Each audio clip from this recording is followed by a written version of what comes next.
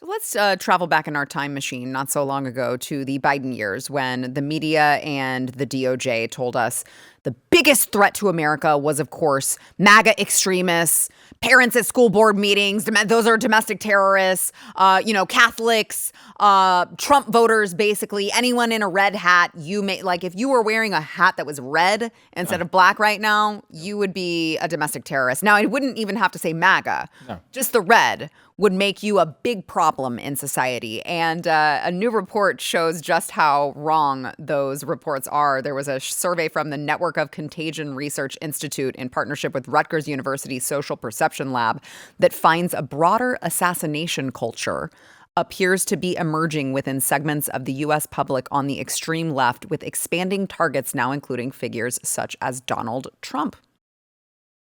Wow. So 55% of self-identified leftists say it's okay to assassinate President Trump. Now, I know that, the most strident assassination proponents were found to have a very strong left-wing ideation, which is not really a shocker there. And, when you dig into this report, it says murder justification, 31% and 38% of respondents stated it would be at least somewhat justified to murder Elon Musk and President Trump, respectively.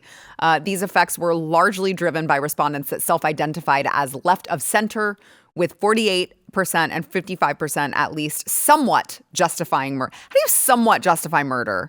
Is what I want to know. Somewhat justifying murder for Elon Musk and President Trump, respectively, indicating significantly higher justification for violence against these figures. Nearly 40% of respondents stated it is at least somewhat acceptable to destroy or more to destroy a Tesla dealership in protest. So property destruction, totally fine because it's in protest, right? It's just a peaceful protest. I mean, it's mostly peaceful. Don't worry about the fire burning behind us. And then these beliefs are highly correlated with one another, as well as with the justification of the murder of United Healthcare CEO and hyperpartisan left-wing ideology.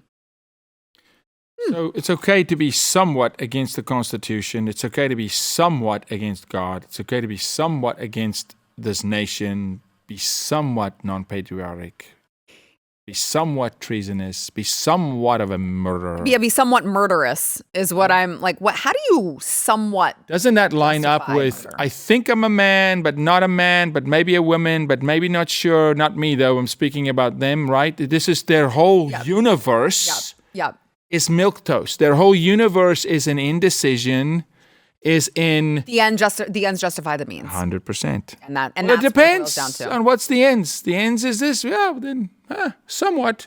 Yeah. What kind of a questionnaire is that? Number one.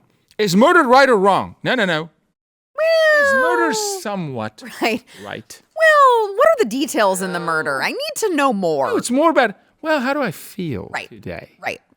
Like, which group would I be joining? Right. Well, so to that point, it's a sickness. It is a sickness. Bring back the insane asylums in this country. And yes, it is a sickness, including with Ryan Routh, who was, of course, President Trump's second assassination attempt. And newly released court documents show how serious he was about trying to stop Trump by killing him. He tried to buy a rocket launcher from Ukraine. He said, send me an RPG or Stinger and I will see what we can do. Trump is not good for Ukraine. Now, this guy was crazy, but he did have a really long criminal record. He had all these ties to extremist causes. We talked about them whenever all this came up. He had a political motive. He supported Joe Biden. He posted all these pro-Ukraine rants, and he wrote a book asking Iran, please assassinate President Trump, well, then the ex-president. And so he didn't even stop there after he tried to kill Trump. Remember, he wrote this letter that was uncovered by someone who was like, oh, he gave me this letter just in case he got arrested and ended up on the news. I'm sorry I failed you. I tried my best. And he offered $150,000 to whoever could finish his job. I shouldn't laugh at this. It's just like some people are so crazy. Deranged. Some people are just so incredibly crazy. And you just have to think about the fact that if this had been a Trump voter targeting Joe Biden, and they had gone to Russia and said, can you please give me an RPG or a Stinger? First inkling of them, even it would be over. Public 1,000%. Done. then that's why I say it is sick. I'm just resulting now to the point where they're just not in love with this country. Remember, you will not defend what you don't know, and you cannot love what you're not willing to defend. And so they don't love America. They hate America. They hate the American way. They hate the Constitution. They're just not brave enough to say it outright. They'll just chip away at it through corrupt judges and undermining the law, but they hate America. They hate freedom for all. They want a hierarchy. They want a class. They just want to be the hierarchy. Right. They want to be the decision makers. They want to be the women telling Byron Donalds that you can't do this because you're not black enough or you're not behaving like you should. Should I remind you of slavery? How dare you be free? Right. So it's sick. It's just funny asking Joe Biden, could we please send money to Ukraine so I can go buy a rocket?